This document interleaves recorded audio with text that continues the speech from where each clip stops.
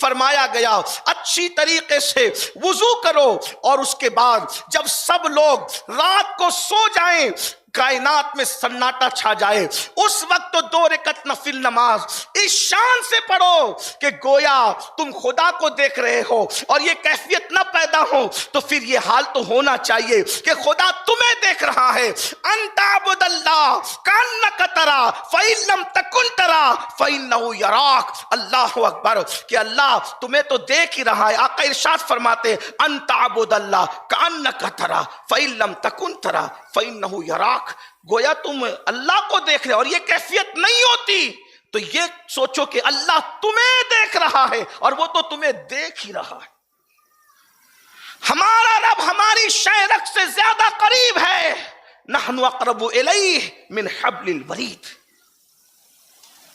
ہماری شہرک سے زیادہ قریب۔ ہم سے بڑھ کر خوش نصیب کون ہے کہ خدا ہماری شہرک سے زیادہ قریب ہے، اور اس کا محبوب ہماری جانوں سے زیادہ قریب ہے۔ النبی اولا بالمومنین من انفسہم، مومنوں کی جان سے زیادہ محبوب کو قریب کر دیا گیا ہے۔ فرمایا گیا جب رات کو سب سو جائیں اس وقت تو اچھی طرح وضو کرو، اور خلوص نیت کے ساتھ 2 رکعت نماز پڑھو، اور 2 رکعت نماز پڑھ کر اب اس کے محبوبوں کا وسیلہ، اور خاص طور پہ سارے محبوبوں میں سب سے عظیم محبوب سید المعصومین سید المحبوبین مصطفیٰ جان رحمت کا وسیلہ پیش کر کے پہلے اپنے گناہوں سے معافی طلب کرو، اور اس کے بعد اس یقین سے اللہ کو پکارو کہ کوئی میری فریاد کو سن رہا ہے، کسی نے مجھ سے وعدہ کیا ہے ادعونی استجب لکم، مجھ سے مانگو میں تمہیں عطا کروں گا۔ اس یقین کے ساتھ سب کا وعدہ جھوٹا ہو سکتا ہے، رب کا وعدہ جھوٹا نہیں ہو سکتا، اور اس کے بعد پورے یقین سے محبوب کا وسیلہ دے کر کے مانگو، نہ ملے تو پھر کہنا ہمیں کسی اور دروازے پر جا کر ایمان کا سودا کرنے کی ضرورت نہیں ہے۔ آپ اپنے گھر میں مصلی پر بیٹھ کر اپنے اللہ سے فریاد کرنا سیکھو، اپنے اللہ سے مناجات کرنا سیکھو۔ ارے جس نے مانگا یقین کے ساتھ میرے اللہ نے عطا کیا۔ یہ بات جو تمہارے دل و دماغ میں بٹھائی گئی ہے کہ ہم تو گنہگار ہیں، ہماری دعا کیا قبول ہوگی، ہم تو گنہگار ہیں اور ہماری فریاد کیا قبول ہوگی، یہ غلط ہے۔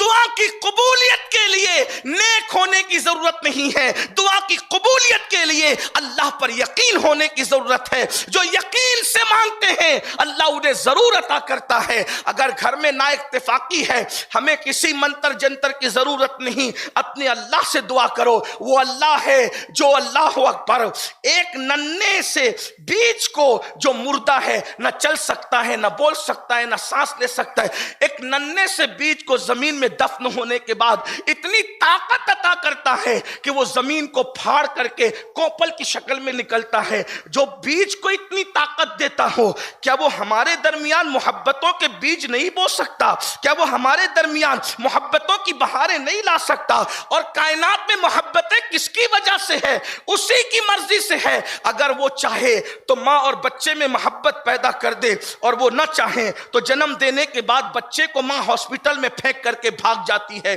وہی ماں ہے، ایک جگہ ماں جان دے رہی ہے، دوسری جگہ پھینک کر کے بھاگ رہی ہے۔ تو یہ کس کا نظام ہے؟ یہ اسی کا نظام ہے۔ وہ چاہے تو اتنی ممتا پیدا کر دے کہ ماں اپنے بچے پہ سب کچھ قربان کر دے، اور اگر وہ چاہے تو اللہ رب العزت ممتا نہ پیدا کرے تو ماں خود بچے کی جان لینے کے لیے تیار ہو جاتی ہے۔ تو یہ سب اللہ کا نظام ہے۔ اللہ رب العزت محبتیں بھی پیدا کرتا ہے، وہ محبتیں اٹھاتا بھی ہے۔ اس لیے اگر نفرتوں کا ماحول ہے اللہ سے فریاد کرو، بچیوں کو رشتے نہیں ہیں اللہ سے فریاد کرو، بس شرط اتنی ہے محبوب کو وسیلہ بنا کر۔ کسی نے بہت اچھی بات کہی تھی، دعا کر خدا سے دعا کر مگر مصطفیٰ کو وسیلہ بنا کر، حضور کو وسیلہ بنا کر مانگو گے سارے مسائل حل ہوتے نظر آئیں گے۔ حضور غوث پاک کو وسیلہ بنا کر مانگو گے سارے مسائل حل ہوتے نظر آئیں گے۔ حضور غریب نواز کو وسیلہ بناؤ گے سارے مسائل حل ہوں گے۔ لیکن اپنی فریاد اپنے اللہ کی بارگاہ میں رکھنا سیکھو۔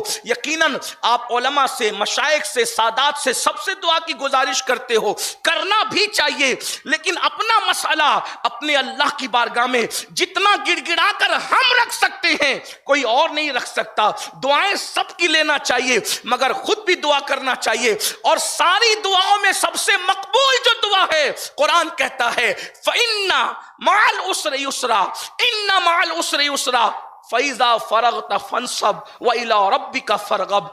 हर मुसीबत के बाद राहत है और बेशक हर मुसीबत के बाद दोहरी राहत है।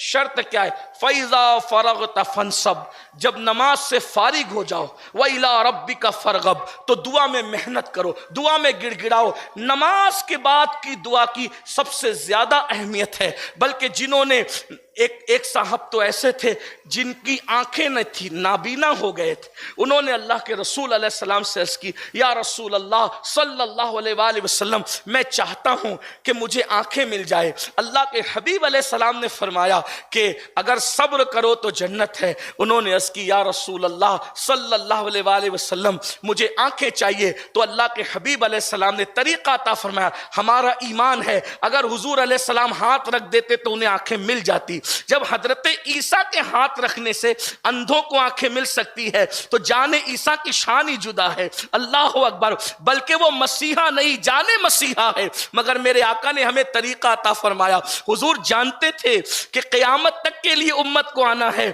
सबके लिए तो दस्ते मुस्तफ़ा नसीब न होगा। तो हुजूर अलैहि सलाम ने कानून अता फरमा दिया, फरमाया अच्छी तरह से वुजू कर, और वुजू करने के बाद 2 रकत नफल पढ़, और उसके बाद फिर हुजूर ने अपने वसीले से दुआ करने का हुक्म दिया। मेरे आका फरमाते यूं अल्लाह को पुकार, अल्लाहुम्मा इन्नी अस्अलुका व अतवज्जहु इलैका बिनबिय्यिका सय्यदना मुहम्मद सल्लल्लाहु अलैहि वसल्लम नबिय्यिर रहमा, या रसूल अल्लाह इन्नी तवज्जहतु इला रब्बिका फी हाज़ी हाजती लितुक़दा ली।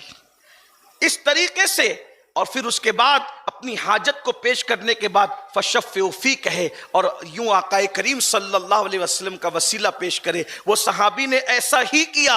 जब उन्होंने किया, अल्लाह ने उनकी आंखों को रोशन फरमा दिया, उनकी आंखें रोशन हो गई।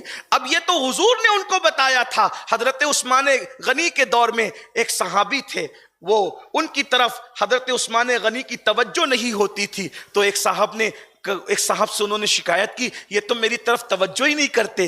तो उन्होंने यही दुआ और यही नमाज उनको सिखाई कि नमाज पढ़ के यूं दुआ करो। उन्होंने जैसे ही जो है इस तरह से किया, हजरत सैयदना उस्मान गनी उनकी तरफ मुतवज्जे हुए। तो ये अल्लाह की बारगाह की तरफ आओ। अल्लाह रब्बुल इज्जत से जो हम दूर हो गए, अल्लाह हमसे करीब है, हमें अल्लाह से करीब आने की जरूरत है। हुजूर हमसे करीब है, हमें हुजूर से करीब होने की जरूरत है। और याद रखना, इस्लाम तो फिर हमें बहुत बुलंदी पर ले जाता है। तो अपने मसाइल को अल्लाह की बारगाह में रखने की कोशिश करो।